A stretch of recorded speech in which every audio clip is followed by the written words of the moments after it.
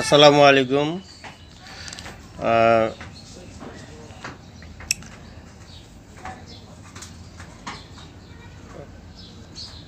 মাহে রমজান শুরু হয়েছে আজকে। আজকে প্রথম রোজা। আমরা সবাই কম বেশি রোজা রেখেছি। পারতপক্ষে আমরা যারা সামর্থ্যবান তারা তো রোজা রাখি, তারপরেও বয়োবৃদ্ধ, তারপরে ছোট বাচ্চারা দেখবেন বেশি বেশি রোজা রাখার বাসার ছোট বাচ্চারা রোজা রাখার চেষ্টা করে, বাবা মার বা ভাই বোন এদের অনুকরণ চেষ্টা করে। তো সবাই আমরা রোজা হয়তো রোজা ভাঙবো না বা রোজা রাখার চেষ্টা করব। তো আজকে আমরা একটা ব্যাপার নিয়ে এখানে কথা বলতেছি। আমার মিজানুর রহমান মনির ইউটিউব চ্যানেল থেকে।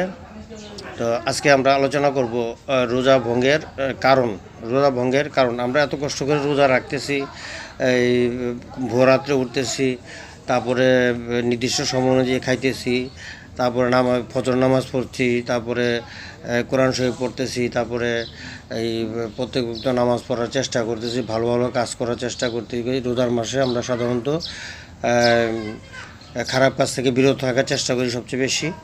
তো রোজা ভঙ্গের সাধারণ কারণগুলি, যেগুলি এই কারণগুলি সবারই জানা, তারপরে একটু স্মরণে রাখার জন্য রোজা ভঙ্গের কারণ নিয়ে আলোচনা করব। তো রোজা ভঙ্গের কারণ 1 নম্বর, এখানে আমরা রোজা ভঙ্গের কারণ রোজা স্মরণ থাকা অবস্থায় পানাহার বা স্ত্রী সহবাস করা। মানে আমি রোজা আছি এরকম আমার মনে আছে বা আমার স্মরণ আছে, এরকম থাকা অবস্থায় যদি আমি খাওয়া দাওয়া করি অথবা স্ত্রী সহবাস, এটা সবাই বুঝে বা সবাই আজকাল সচেতন। স্ত্রী সহবাস করা এটা রোজা ভঙ্গের একটা অন্যতম কারণ, এবং এটা শুধু যেমন তেমন কাজ, মানে ভঙ্গ না শুধু।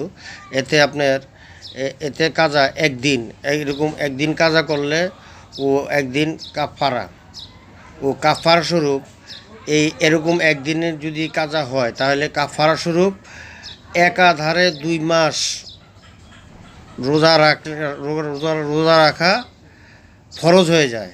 একটা ফরজ রোজার জন্য একাধারে 2 মাস রোজা রাখা ফরজ হয়ে যায় এই ধরনের ঘটনা ঘটলে। 2 নম্বর হচ্ছে নাকে বা কানে